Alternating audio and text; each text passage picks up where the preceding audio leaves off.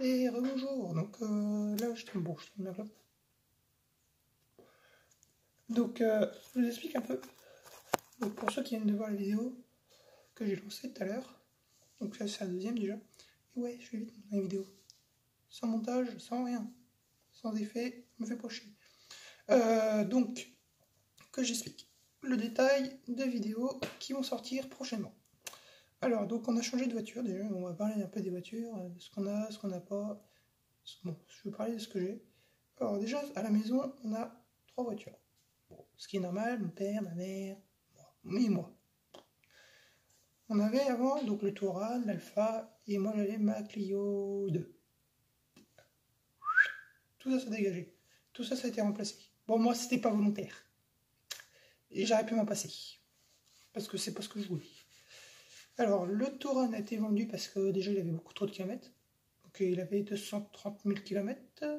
Donc, pour tirer une caravane avec un moteur comme ça, c'est pas normal. C'est pas trop bien.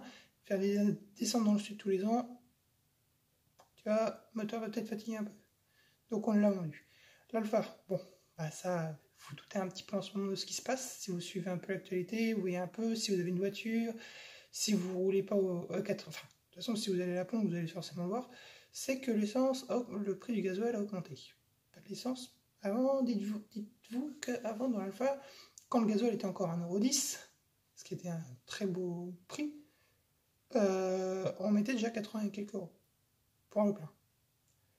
Donc, je vous dis pas aujourd'hui. Donc, aujourd'hui, ça aurait fait du 120, 110, 120 € pour 15 jours.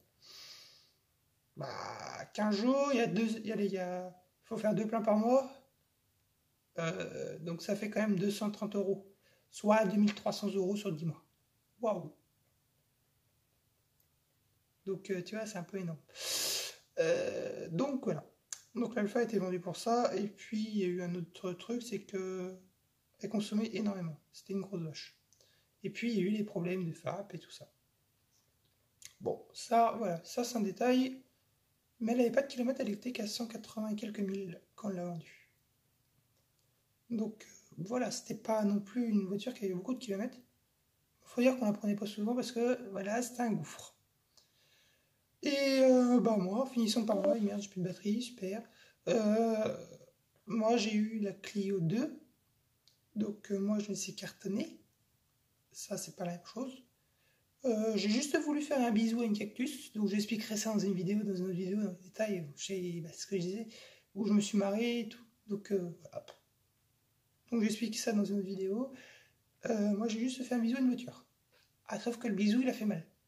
Donc je me suis pris quand même, on va dire, un bon petit malus, alors que je venais de passer mon bonus.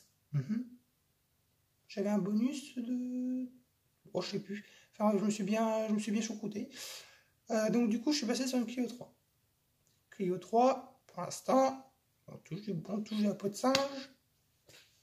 Je n'ai pas trop de problème, je suis pas trop emmerdé.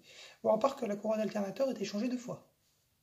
En même temps que la distrie à 80 000, elle a 180 000. Ok, donc si la courroie d'alternateur a pété à ce moment-là, ça veut dire que la distrie va bientôt être à faire. Donc j'ai encore mon flic, 400 quelques euros. Bon, voilà. Donc là moi j'ai changé, donc j'ai une Clio 3, j'ai à mon compteur 180 000. Alors j'ai eu 150 000, 150 000. Ça fait mal au cul, c'est pas grave. Donc voilà. Et bon, à part le problème de ventilation que j'ai, c'est tout ce que j'ai comme l'autre. Vitesse 4 qui ne marche pas. Voilà. Courroie d'alternateur qui a pété. C'est rien. La jauge de carburant qui déconne. Il faut que tu ailles débrancher le capteur. Que le capteur, ça je vous expliquerai comment résoudre ce problème-là de la jauge de carburant dans une autre vidéo aussi. Donc voilà. Alors, et pour les vidéos qui vont sortir, donc sur la Yaris, il n'y a pas un truc à faire. Pour l'instant, on est... Voilà, que 50 000 km. On est loin des comptes.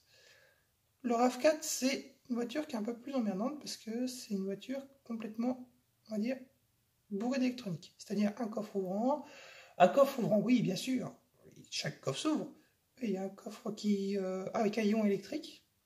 Ouais. Donc ça a réglé aussi de temps en temps. Je vous expliquerai comment on fait. Il y a le système embarqué, et bah, ça c'est plus de lumière. Ça fait qu'il n'y a plus de lumière. Donc il y a les phares à régler quand il y a une voiture qui arrive en face. Par exemple, c'est des pleins phares automatiques. Donc ça déconne très souvent. Et je vous expliquerai le pour et du contre.